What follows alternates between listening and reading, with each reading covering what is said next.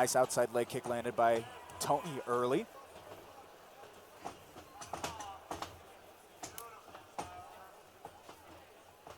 And Caitlin, Tyler's stayed very busy being a main striking partner for Court McGee at Agema, right? Yep, definitely. He gets good rounds in with Court. And as you can tell by the cage control and the pressure he's putting on right now, I think that's paying off. Court McGee fighting Matt Brown in 3 weeks in Charlotte. Attempting the takedown there is Call, going for it once again. A little bit of chain wrestling here early in round number 1 of a possible 3. Galette able to get the reversal. Call up against the cage. Searching in on that single leg. See that strength in Galette, looks strong in there. And this is probably exactly where Galette wants it too, on the ground. Great job getting that reversal.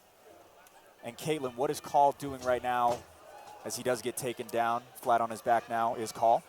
So he's holding on the head, and I think that was his big mistake. He needed to hold on to the whizzer and stay up, holding him up to prevent that takedown.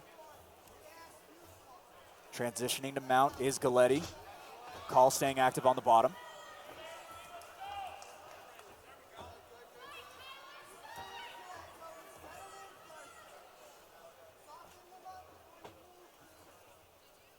Tony Galette searching for back-to-back wins, seeking that 2-0 record. Tyler Call looking for his first back-to-back wins of his amateur career that dates back to February of 2020.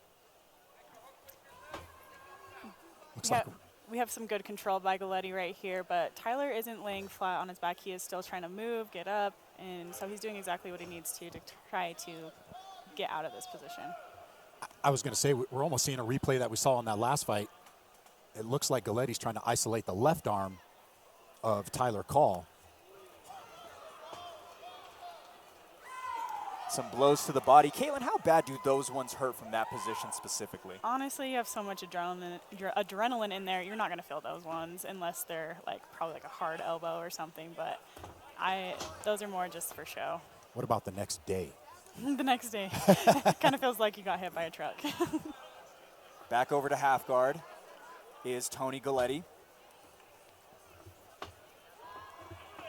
Dominant in terms of control time as the final 10 seconds clap for this first round.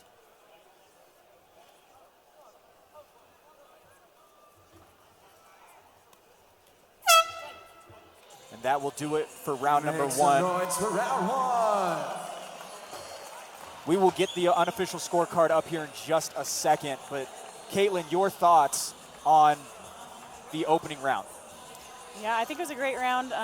If I were Tyler, I would stay to the feet, and if I were Galette, I would take it down to the ground. It looks like that's their keys to victory. Jason, you've got your unofficial scorecard up on the screen right now. Yeah, I got Galette winning the control time. He got the takedown. Tyler did a good job of not taking too much damage while he was down there. He was holding, he was framing really well, staying from getting flat on his back. So he did a really good job of not taking a lot of damage in that first round, but Galette still had all the control. And like Caitlin said, I expect Galette to try to take it down and call to keep this fight on the feet. Yeah, I would have to agree with that scorecard. Uncharted territory for Tony Galette here. His first time headed into a second round, although it is just his first fight. Tyler Call, been to multiple decisions as well as a third round in his last fight against Mitchell Trunzo back in September.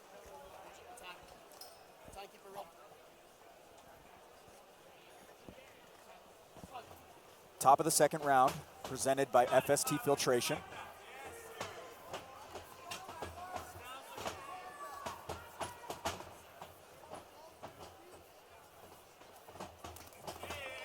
Couple of nice shots landed there by Call in that combination. Tony straight back in on that takedown attempt.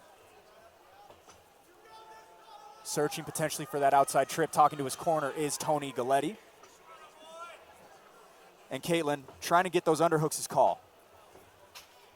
Yep, and right there he needs to grab the whizzer, hold him up, there we go.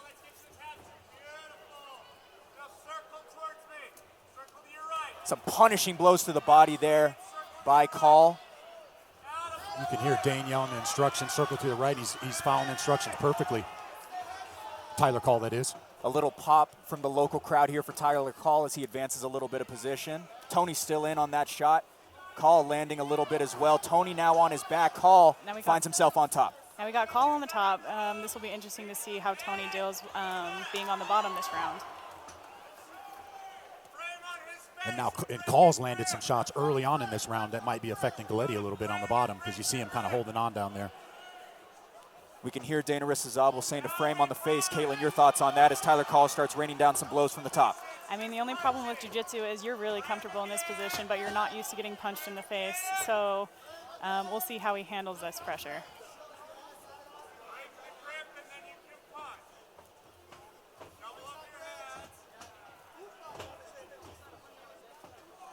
What Galette needs to do right here is let go of that lock that he has around Call. Do either a bridge and roll or push out on his hips, do a shrimp, anything to get it out of this position.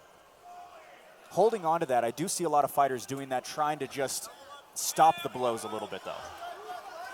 Yeah, but you're not doing a whole lot. I think this is the punches are starting to add up a little bit. Like Caden said, he's probably not used to taking those shots, and I don't think he is. That will do it! Tyler Call, 2 in a row in his fierce debut. A tough first round, but Tyler Call gets it done in the second. Hey everyone, thank you so much for watching Fierce Fighting Championship on YouTube. For more daily content, make sure to click that subscribe button as well as the bell so you don't miss any of our daily fights, podcast clips, highlights, as well as our full weekly podcast. If you want to tune into one of our live shows, go ahead and head over to fiercefightingchampionship.com.